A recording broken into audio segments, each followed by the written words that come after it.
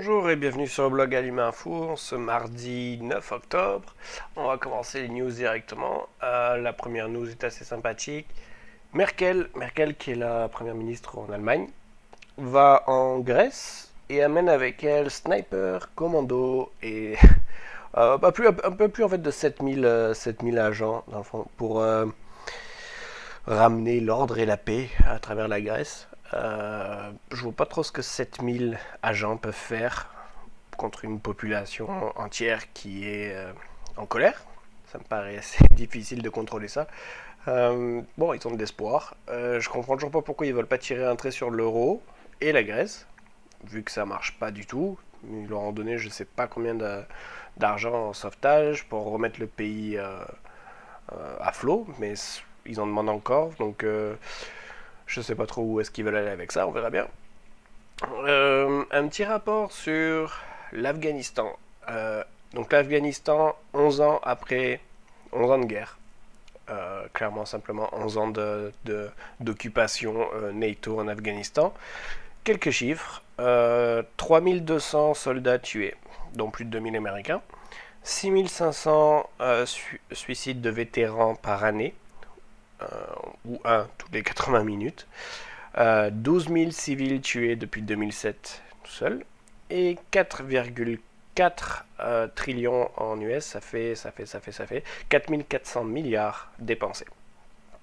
Des beaux chiffres, tout ça pour pour vous le rappeler, attraper des gars dans des caves qui fabriquent des bombes. Ouais. Bon, je suis pas convaincu. Je pense qu'il faudrait changer la recette. 4400 milliards. Si on investissait ça dans des écoles, ça serait à mon avis plus efficace. Ça me paraît beaucoup de morts tout ça pour choper juste des gars dans des caves. En tout cas, vous ferez votre opinion.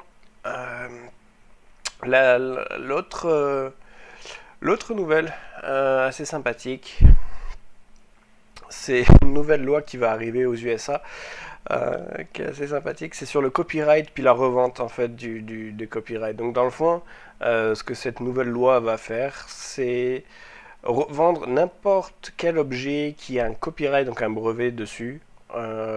Va devoir faire l'objet. Le vendeur va devoir, dans le fond, remettre des fonds à celui qui a créé l'objet. Donc ça, c'est valable pour absolument tout. En d'autres termes, vous n'aurez plus le droit de faire de l'argent en revendant des choses que vous avez achetées. Voitures, peu importe, n'importe quoi qui vient, on va dire les ventes de garage là-dessus, ça n'existera plus. Évidemment, ça c'est une loi qui va être aux USA. Est-ce que ça va suivre au Canada? À peu près certain que oui. Vu qu'on est adepte des lois qui ne font aucun sens. Celle-là, c'est pas mal certain qu'elle va suivre. Quoi qu'il en soit, c'est assez... dans le fond, tout ce que ça va faire, c'est que ça va comment dire, augmenter le marché noir, évidemment. Dans le fond, c'est pas plus mal pour nous, entre guillemets, vu qu'il y aura un peu plus de choses sur le marché noir, un peu plus facile. Sauf qu'il y aura plus de contrôle, etc. Donc... là encore, je vois pas trop où est-ce qu'ils veulent aller avec ça. Ça fait aucun sens pour moi. C'est complètement stupide. Et bon, faut quand même penser qu'il y a des gens qui sont payés à penser à ce genre de choses, quoi. Anyway, Californie. Californie, il y a une chose qui se passe en ce moment. J'ai pas trop regardé les nouvelles québécoises. Je sais pas si c'est dans les médias locaux. En tout cas, en Californie, il y a une chose, c'est qu'il y a ça fait à peu près un an. Il y a plusieurs villes qui sont en faillite. Donc elles déclarent faillite ne peuvent pas payer leurs dettes, dans le fond. Je pense qu'il y en a eu 4 à date, en un an à peu près. Donc quand une ville fait faillite comme ça aux États-Unis, ce qui se passe c'est qu'ils coupent à travers tous les services, que ce soit les pompiers, police, etc. Donc les gens se retrouvent avec le minimum de services possibles dans ces villes-là. L'autre chose qui se passe aussi, c'est que c'est une des régions qui a un des États qui a le plus haut taux de chômage. Assez sympathique. Donc évidemment, tout ça, ça provoque des problèmes de pension. Donc il y a, on va dire, les personnes âgées qui ne reçoivent plus leur pension. Et les budgets des autres villes, évidemment, qui tombent dans le trou. À part de ça, il y a le prix du gaz qui est en train de skyrocket là-bas. Je pense que c'est rendu à 4,90 le gallon. Alors je sais pas trop à quoi est-ce qu'ils étaient habitués avec. Moi j'ai le graphique devant moi. mais il y a une pente assez raide, on va dire, dans le mois dernier. Et bah, ça provoque quoi? Ça provoque des stations qui ne peuvent pas payer pour renflouer leur gaz, des stations qui ferment. Du coup, il y a des queues de 3 km aux stations, aux seules stations qui restent ouvertes. Les seules stations qui restent ouvertes sont les stations de chaînes comme on aurait ici, Petro-Canada par exemple. Donc, bah écoutez, si vous voulez un avant-goût de savoir, de voir qu'est-ce que une chute économique, on va dire, bah, vous pouvez aller voir les différents témoignages que vous trouverez sur YouTube, etc. de la Californie. C'est assez sympathique à voir. Ça laisse un avant-goût, encore une fois. Même si, bon, on peut avoir de meilleurs avant-goûts tout simplement en regardant la Grèce, l'Espagne et l'Italie. Sauf que c'est un peu plus difficile à voir sur Internet. Euh, Par contre, bah, c'est ça, Californie, je sais pas, selon moi, c'est un bêta test qu'ils font là-bas. Bêta pour savoir comment les gens vont réagir quand ça va être à une échelle globale. Fait qu'ils le font juste sur un État. Je comprends pas trop. La question qu'on peut se poser, c'est pourquoi est-ce que le gouvernement n'intervient pas dans ce temps-là, en Californie? Il a sauvé énormément de banques. Pourquoi est-ce qu'ils ne sauvent pas des villes? Pourquoi est-ce qu'ils ne sauvent pas...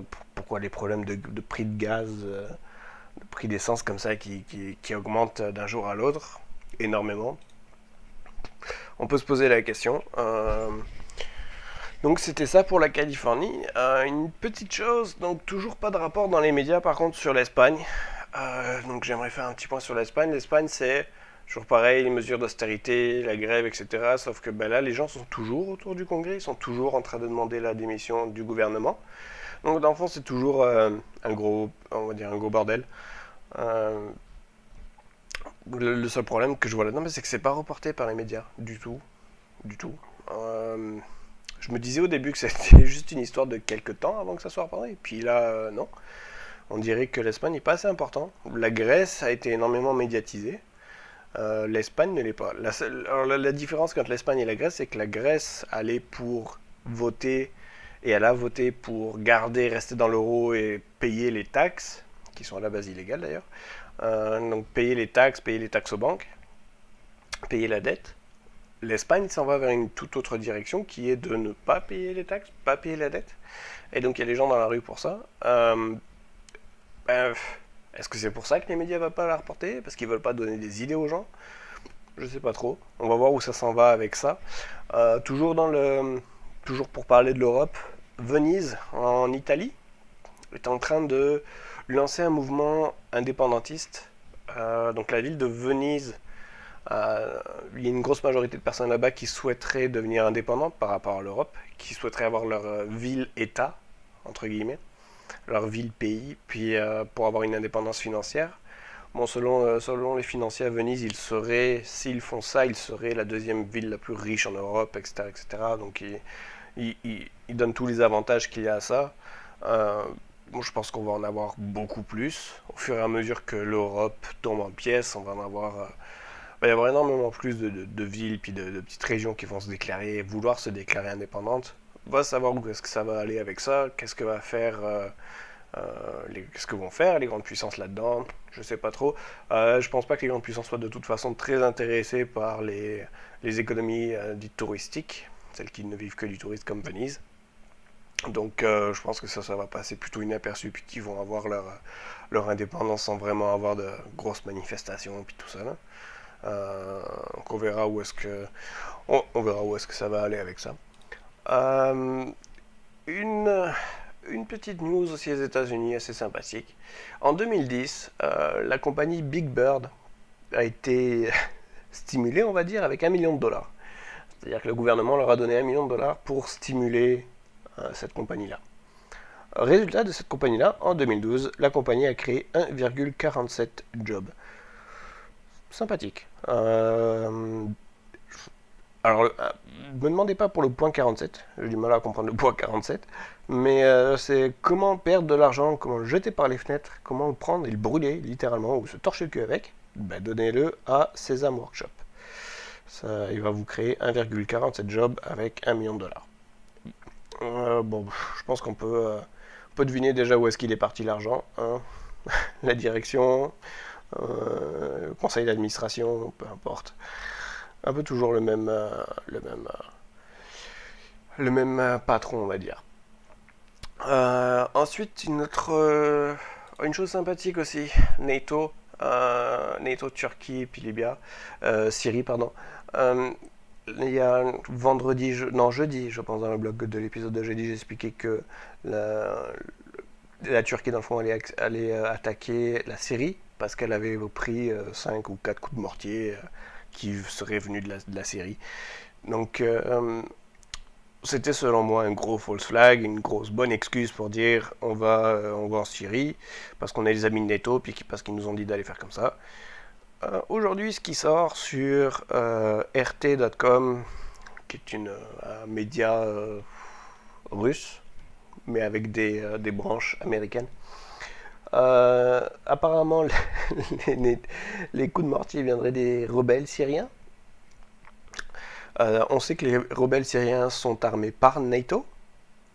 Donc, dans le fond, le titre de l'article, c'est cadeau de mortier du NATO pour la Turquie en provenance des rebelles syriens. Donc, c'était bien ça. C'était bien un gros false flag. NATO qui donne des armes aux rebelles syriens. Puis en échange, aller donner 4-5 coups à la Turquie histoire de les réveiller pour qu'ils viennent ici. Bon, ben voilà, ils ont réussi leur coup parce que ce qu'a fait la Turquie hier, et ils ont voté pour déployer l'armée et aller mettre la branlée aux Syriens. Donc voilà, ils ont réussi leur coup.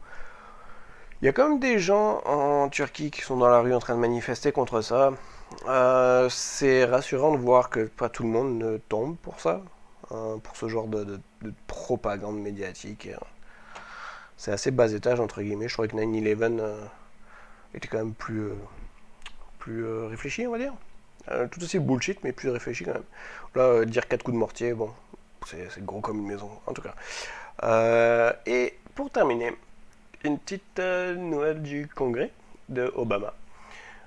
Obama a signé ce qu'il appelle une bill, comment dire, facture.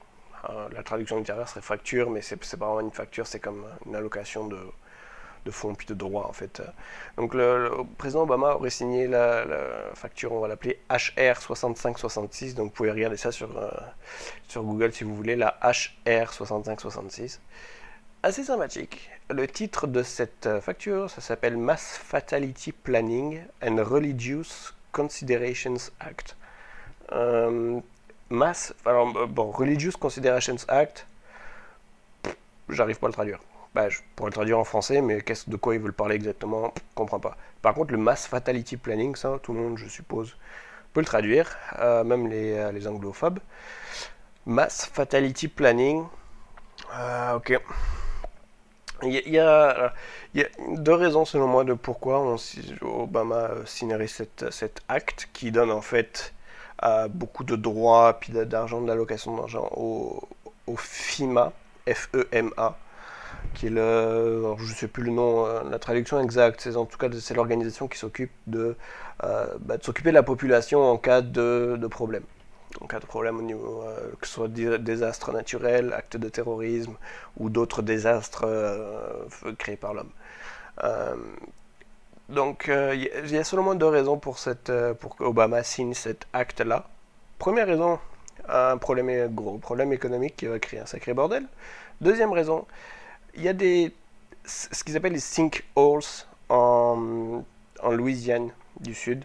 Alors je suppose que tout le monde se souvient de la fuite de pétrole qu'il y a eu avec BP dans le golfe du Mexique il y a à peu près, je dirais, un an de ça, peut-être un petit peu moins.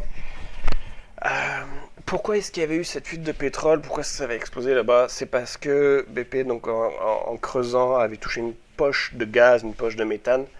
Le truc, c'est que le méthane, une fois qu'il est percé, une fois que la poche est percée, ça remonte les côtes, ça reste en dessous du sol.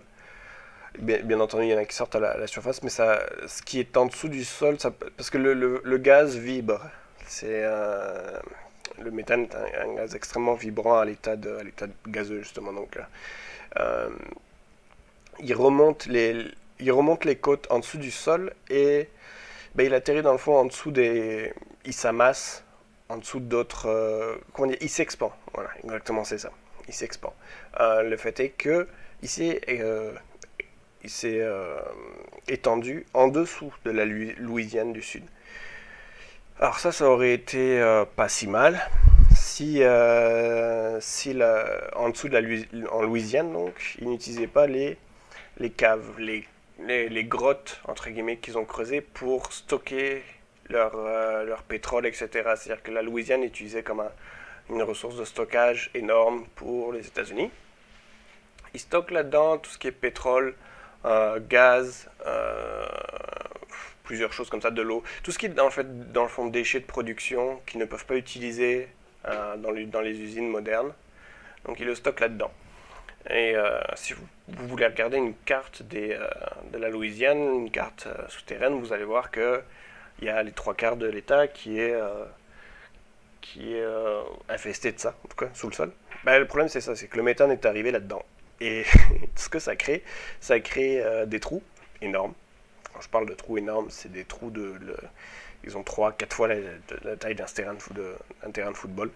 Et dans le fond, le sol est en train de tomber. Bon, si c'était juste ça, ça irait. Il y aurait juste quelques maisons qui seraient entamées. Le problème, c'est que c'est du méthane qu'il y a là-dessous. Et ils ont peur que ce qu'ils ont stocké là-dedans, ça crée une quelconque réaction qui fasse péter, dans le fond, leur stockage. Et comme je vous dis, ce sont des stockages de déchets. Alors, ça peut être de déchets. Il y en a plein. Il y a vraiment de tout dans les déchets. C'est tout ce qui ne peut pas être utilisé. C'est tous les gaz qu'on ne veut pas, tous les déchets chimiques qu'on ne veut pas. Et il y a notamment là-dedans de l'hydrogène. Donc, méthane, hydrogène, etc. Vous faites le mélange là-dessous, vous allez comprendre. Si vous amusez-vous à faire ça dans une bouteille, vous allez comprendre ce que ça donne. Donc, ça peut être pour ça aussi également que cet acte-là a été signé, entre guillemets, en la va-vite. Donc, on va voir où ça va mener. En tout cas, je vois pas d'autre raison de pourquoi cet acte-là aurait été signé par Obama. Faire parler la population, non, je pense pas qu'il ait que ça à faire. C'est pour une raison bien particulière. Encore une fois, ils veulent pas nous le laisser savoir. Je suppose qu'on le trouvera par nous-mêmes à un moment ou à un autre. Voilà. Donc, je vous dis à demain. Puis, c'était tout pour aujourd'hui. Donc, demain, c'est pas certain. Ça va peut-être être après-demain que je mettrai le prochain épisode. Voilà. Merci. Bye.